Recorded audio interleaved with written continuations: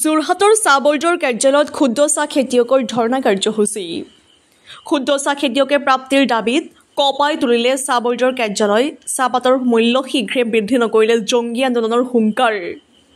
লগতে তেওঁলোকৰ দাবীসমূহ হ'ল কেঁচা চাহপাতৰ MSP অতি শীঘ্ৰে নিৰ্ধাৰণ কৰা, MSP নোহোৱা পৰ্যন্ত MBP কঠোৰভাৱে বলবৎ কৰা, মুক্ত বাণিজ্যৰ নামত বহিৰাষ্ট্ৰৰ পৰা কম মূল্যৰ পকাপাত আমদানি বন্ধ কৰা, গুণগত মানৰ চাহ উৎপাদন আৰু বহিৰাজ্যৰ পৰা অহা কেঁচা চাহপাত নিয়ন্ত্ৰণৰ বাবে NOCৰ পূৰ্বৰ ব্যৱস্থাক চৰকাৰী অধিসূচনা হিচাপে প্ৰদান কৰা, DGLMPCয়ে সঠিক সিদ্ধান্ত গ্ৰহণ কৰি কাৰ্যকৰী কৰা, কলঘৰসমূহৰ খেলসূচী মতে দৰ নিৰ্ধাৰণ আৰু গুণগত মান নিৰূপণৰ নিয়ম বন্ধ কৰা, অবৈজ্ঞানিক নিয়ম বন্ধ কৰা।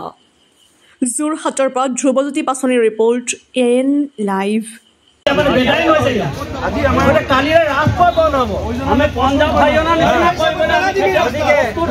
গতিকে আপোনালোকক এইটো আহ্বান জনালো যে আমাৰ যদি শান্তিত থাকিবলৈ নিদিয়ে কিন্তু আপোনালোকৰ শান্তিত থাকিব লাগিব।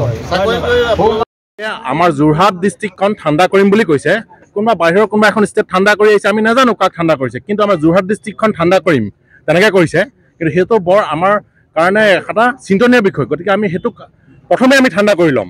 কিয় তেওঁক আমি প্ৰথমে ঠাণ্ডা, কিয় আমাক শেষাৰ কথা ক'বলগীয়া হৈছে? তেওঁ বাহিৰত কি কৰিছে আমাৰ লুকআউট নহয়, কিন্তু আমাৰ যোৰহাটৰ মানুহক কিয় ঠাণ্ডা কৰিম বুলি কৈছে সেইটো আমাৰ এটা সন্থাক আৰু আমাৰ ক্ষুদ্ৰ চাহ খেতিয়কসকলক সেইটো আমি অতিকে দুখ পাইছোঁ। সেইটোতো এতিয়ালৈকে গম পোৱা নাই, এইটো উজ্জ্বল হৈ আছে।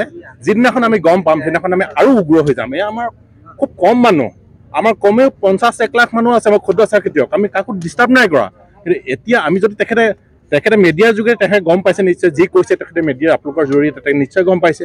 ঠিক আছে, তেখেতে নিজে সাৱধান হ'ব। এতিয়া অসমত যিসকল পুঁজিপতি আছে, আমাৰ থলুৱা পুঁজিপতি কম আছে। গতিকে আমি দেখা পাইছোঁ যে যিসকল আমাৰ পুঁজিপতি আছে তেখেতলোকে অসমীয়া যিসকল যুৱকে আমাৰ কৃষি কৰ্মত নিয়োজিত হৈ এটা শান্ত পৰিৱেশত জীয়াই আছে তেখেতলোকক বাৰে বাৰে জোকাই থাকিবলৈ লৈছে। আমি কৈছোঁ যে আমাক এটা নিম্নতম মূল্য দিয়ক, য'ত নেকি আপোনালোকৰ বিক্ৰী কৰি যিটো লাভাংশটো ৰাখি আমি যিটো পাম সেইটোকে দিয়কচোন আপোনালোকে। কিন্তু তেখেতলোকে আপোনাৰ অকশ্যনৰ গইনা লৈ, লিলামৰ গইনা লৈ প্ৰত্যেক দিনাই চাহপাতৰ মূল্য কমাবলৈ ধৰিছে।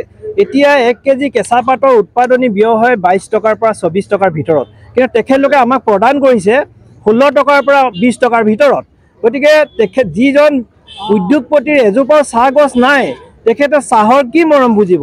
তেখেতে কেৱল পইচাৰ মৰমটোহে বুজিব। গতিকে আমি অনুৰোধ জনাইছোঁ বা আমি টি বৰ্ডকো অনুৰোধ জনাইছোঁ যে আমাৰ যিসকল ক্ষুদ্ৰ চাহ খেতিয়ক বন্ধু, নিবনুৱা যুৱক যুৱতী আমাৰ এই কৃষি কৰ্মত জড়িত হৈ আছে, তেখেতলোকে এটা সংস্থাপন লৈছে আৰু জীৱন আৰু জীৱিকাৰ প্ৰশ্ন আহি পৰিছে। গতিকে মই তেখেতলোকক জোকাই নল'বৰ কাৰণে মই অনুৰোধ জনাইছোঁ। মই আপোনালোকৰ মিডিয়াৰ যোগে এটা কথা ক'বলৈ বিচাৰিছোঁ যে কোন খেতিয়কে আজি উৎপাদনৰ পৰা 2 পইচা প্ৰশাসনক দান কৰে, কিন্তু আমাৰ ক্ষুদ্ৰ চাহ খেতিয়কসকলে প্ৰতি কেজি উৎপাদিত কেঁচা পাতৰ পৰা 2 পইচা জিলা প্ৰশাসনক প্ৰদান কৰে যে জিলাখনৰ উন্নয়নৰ কাৰণে। গতিকে এইটো আমি আক্ষেপ প্ৰকাশ কৰিছোঁ যে অন্ততঃ যিসকল ব্যক্তিয়ে নিদলে এটা কৃষি কৰ্মত জড়িত হৈ আছে তেখেতলোকক অকণমান শ্ৰদ্ধা কৰা প্ৰয়োজন। যিকোনো খবৰ আৰু বিজ্ঞাপনৰ বাবে যোগাযোগ কৰক 7896121996, লগতে 7002537271 আৰু 9854011916।